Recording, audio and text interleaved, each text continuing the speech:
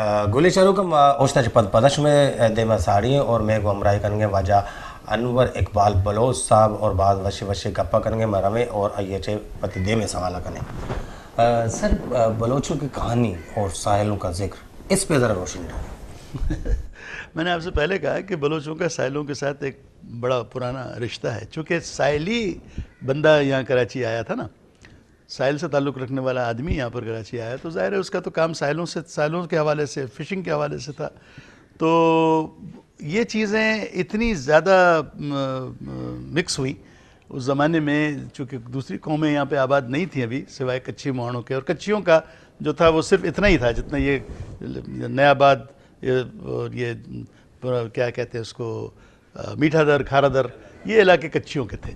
तो इनकी आबादी यहाँ पे थी और वहाँ पर कुलांच से आया हुआ बंदा, मेरे कुलांची नाम उसका कुछ भी हो सकता है, जलाल खान हो सकता है, लेकिन पहला उसने कह दिया मैं कुलांच से आया हूँ तो उसका नाम कुलांची हो गया।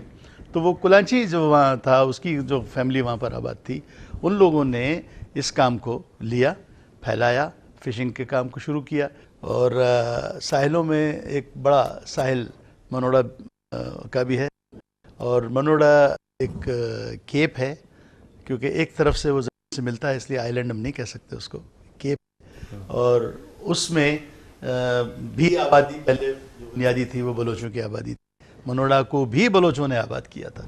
यानी यूँ समझें कि कराची और कराची के नवाबादियात जितनी भी हैं ये बलोचों की आबाद कर दी। ये सारी बलोचों ने सारे बलोचों ने आबाद की। बुनियादी लोग बलोच थे और उसी कराची के औलाद थे।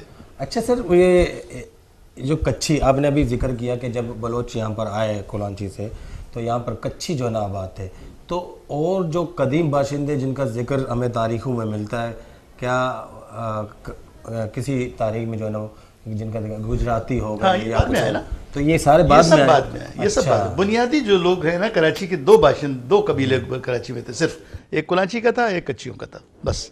उसके बाद फिर लोग आते गए, पारसी आ गए यहाँ पर, हिंदू आ गए और उसी कौमें आबाद हो गई यहाँ पर, पूरी दुनिया से लोग आए। ज़ाहिर है साहिल का तो होता है ना, साहिल के ये अट्रैक्शन होता है कि साहिल खींचता है लोगों को अपनी तरफ, अट्रैक्ट करता है, और फिर आमदनी के ज़राए पैदा होते हैं। देख लीजिए पूरी दुनिया में जितने बड़े शहर हैं सब साहिलों पे आबाद हैं। और उस दौर में जो है वो तिजारत भी जो है ना वो ट्रेड जो थी समंदर के जरिए होती थी, और बिल्कुल शिपिंग के जरिए से होती थी जी। सही।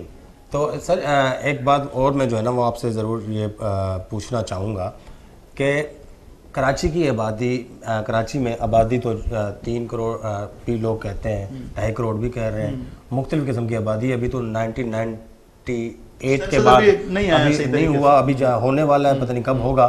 तो एक कयास है, एक अंदाज़ा है कि बलोचों की आबादी यहाँ पर तकरीबन जो है ना वो 45 से 50 न भी हो तो 25 तो डेफिनेटली है, 25% ही तो बलोचों की आबादी है कराची। बिल्कुल 20। तो इतनी ज़्यादा तादाद में होने के बावजूद भी हम देखते हैं कि बलोच यहाँ पर उनकी जो अक्सरियती आबादी है वो बहुत जो है वो मकसद कसम पुरसी की ज़िंदगी बसर कर रही है। तो सर इसकी पीछे वही पॉलिटिकल मामलात हैं, और इसमें ज़्यादा 90% हमारा अपना भी कसूर है। मैं इसको बबाग दोहल को कहूँगा कि हम बलोचों के अंदर भी हमारा अपना भी कसूर है कि हमने अपने आप को समझा ही नहीं। हम आपस में तो उलझने के लिए तैयार हैं। एक बलोच जो गला पकड़ लेगा फ़ौरन 1 सेकंड में जाएगा, बुरा कहना चाहेगा तो फ़ौरन बुरा कह देगा, लेकिन जो उस पर जुल्म कर रहा है बुरा नहीं कहेगा, जो उसके हुकूक को सल्ब कर रहा है उसको कुछ नहीं कहेगा, उसको वाजा सलाम अलैकुम कहेगा। ये हमारे अंदर खामी है, इससे हमें निकलना पड़ेगा। हमें ये हमारा अपना कसूर है। अगर हम अपने देखिए ना, जालिम से बुरा है वो मजलूम है। जालिम बुरा है, इसमें कोई शक नहीं कि जालिम बहुत बुरा है, लेकिन मजलूम जालिम से बुरा, वो आवाज़ ही नहीं उठा रहा, जुल्म सह रहा है, तो वो तो जालिम को तक़वियत दे रहा है। तो लिहाजा मजलूम को चाहिए कि उठ खड़ा हो, अपने हुकूक के लिए लड़े, अपना हुकूक मांगे। और कोई गुनाह तो नहीं है ना भाई अपने आप का। भाई दूसरों के बच्चे स्कूल में जा रहे हैं पढ़ने के लिए, आपका बच्चा क्यों नहीं जा रहा? दूसरे लोगों के पास अच्छी अच्छी गाड़ियाँ हैं, तुम्हारे पास क्यों नहीं है? दूसरे अच्छे साफ़ सुथरे घरों में रहते हैं, तुम क्यों गंद में रह रहे हो? हैं? दूसरे जो लोग हैं वो जाकर आला सोसाइटी में मूव कर रहे हैं, तुम क्यों किस डिप्रेशन का शिकार हो? क्यों एहसास कमतरी में मुब्तला हो? तुम भी तो इंसान हो ना यार, और तुम अफजल इंसान हो भाई। You are the owner of this city, आप लोग इस शहर के मालिक हैं, तो आप लोग अपने आप को सोचें, ज़रा समझें। अपनी जो हुकूक हैं उसके लिए लड़ें, जद्दोजहद करें। लड़ने से मुराद मेरी खुदा न खास्ता ये नहीं कि जाए किसी को मारें, लड़ने से मुराद ये आवाज़ बुलंद करें ना। अब बोलें तो सही, जब तक आप बोलेंगे नहीं, जब तक आप चिल्लाएंगे नहीं, जब बच्चा रोए तो माँ तो उसे दूध भी नहीं पिलाती, तो कैसे आपको कोई आपके मुंह में आके निवाला डालेगा जब तक आप बोलेंगे नहीं। सर आपने बड़ी खूबसूरत अंदाज में जो है ना वो हमें इन्फॉर्मेशन दी। अब मैं आपसे प्रोग्राम के इस आखिरी हिस्से में ये सवाल करता हूँ कि कोलांची में आपको इन फ्यूचर बलोच का किरदार कैसा नज़र आता है और बलोच मीडिया का किरदार आपको कैसा लगता है? बहुत ब्राइट, बहुत शानदार, मगर फ़र्क शर्त जो है ना वो सिर्फ ये है कि बलोच इस चीज़ को ख़ुद महसूस करे, वो अपने आप को पहले पहचाने, फिर ओन करे, फिर शहर को ओन करे, अपने कल्चर को ओन करे और इस कल्चर के फ़रोग़ के लिए दामे दरमे सुखने कदमे काम करे।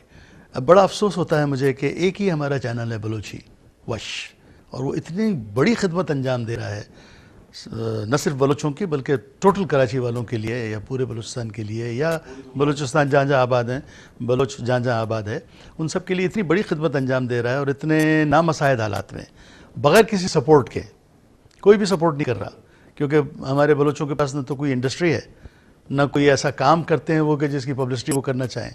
जो काम वो करते हैं वो तो पब्लिसिटी कराने के लायक नहीं बल्कि छुपाने के लायक है। बहरहाल मैं किसी को बुरा नहीं कह रहा, मेरा मकसद है कि बलोचों को अपनी अफादियत का खुद ब खुद अंदाज़ा हो जाना चाहिए और बलोचों को मेहनत करनी पड़ेगी, अपने आप को मनवाना पड़ेगा, तब जा कर के मुझे ये फ्यूचर इनका ब्राइट नज़र आता है। मैंने इसलिए कहा कि मेरी ख्वाहिश है, मेरा दिल ये कहता है, मेरा ईमान ये है, मेरा दिमाग कहता है कि बलोचों का फ्यूचर ब्राइट है, क्योंकि बलोच ही इस कराची के असल मालिक है। इंशाल्लाह इंशाल्लाह। सर बड़ा लुत्फ़ आया आपसे बात करके और बड़ा मज़ा आया। गुलिचारों का इशत में मरचगे मरागज के वाजा मोहम्मद अनवर इकबाल बलोच में वो अमराई कनगात और माँ दे में एपिसोडा एक नोकी शख्सियत वो शुमे वो सारे भी शुमा वती मेहमानदार मुसवर बलोचा इजाज़त भी दिए। अल्लाह